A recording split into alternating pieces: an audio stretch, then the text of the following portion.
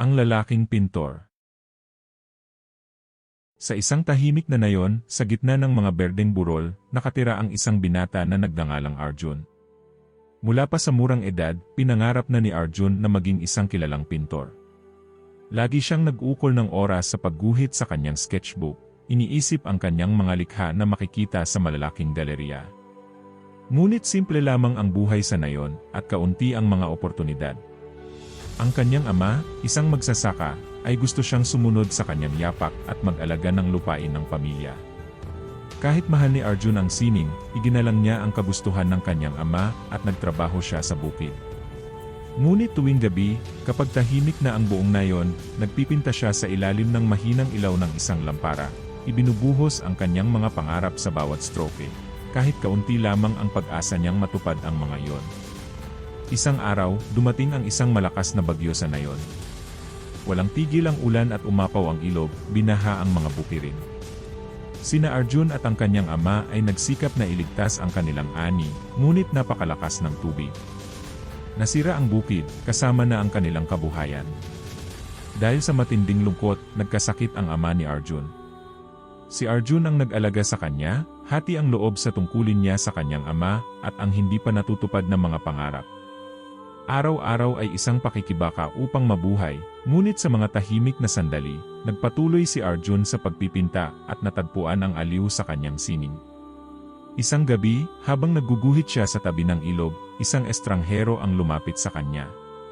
Ang lalaki, nakasuot ng magarang damit, ay humanga sa mga gawa ni Arjun at ipinakilala ang sarili bilang isang kilalang art dealer mula sa lungsod. Napadaan siya sa nayon at nahikayat ng talento ni Arjun. Inalok niya si Arjun na dalhin ang kanyang mga pinta sa lungsod at ipakita ang mga ito sa kanyang galerya. Sa simula, nag-alinlangan si Arjun. Mabigat ang kanyang mga responsibilidad sa tahanan. Ngunit ang kanyang ama, bagaman mahina na, ay puno ng karunungan at hinikayat siyang sundan ang kanyang pangarap.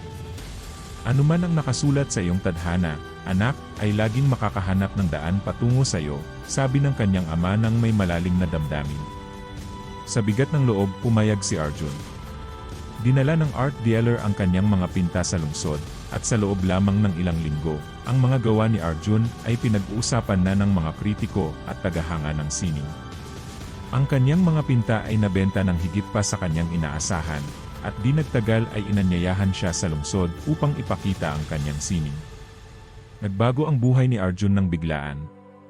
Naging tanyag siyang pintor, at ang kanyang mga gawa ay itinampok sa mga galerya sa buong mundo. Sa kanyang tagumpay, nakabalik siya sa kanyang nayon, muling itinayo ang bukid ng pamilya, at naibigay sa kanyang ama ang kinakailangang pag-aalaga.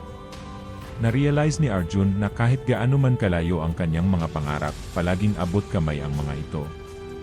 Dinala siya ng buhay sa isang mahirap na daan, ngunit sa huli, natupad ang kanyang tadhana. Naging pintor siya tulad ng palagi niyang pinapangarap, at naintindihan niya na ang mga pagsubok na kanyang hinarap ay bahagi lamang ng paglalakbay patungo sa tunay niyang layunin.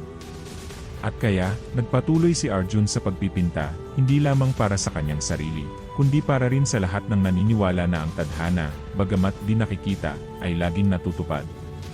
Ang gintong aral sa kwento ay ang pagpupursigi at paniniwala sa sariling mga pangarap, kahit na maraming pagsubok ang dumaan. Ipinapakita ng kwento ni Arjun na mahalaga ang pagsunod sa iyong puso at pasyon, kahit na tila malayo o mahirap itong abutin. Ang determinasyon at tiyaga, kasama ang suporta ng mga mahal sa buhay, ay makatutulong upang makamit ang mga pangarap. Ipinapahiwatig din na ang mga pagsubok at hirap ay bahagi ng paglalakbay, at sa huli, ang tadhana ay gagabay sa atin upang magtagumpay sa tamang panahon.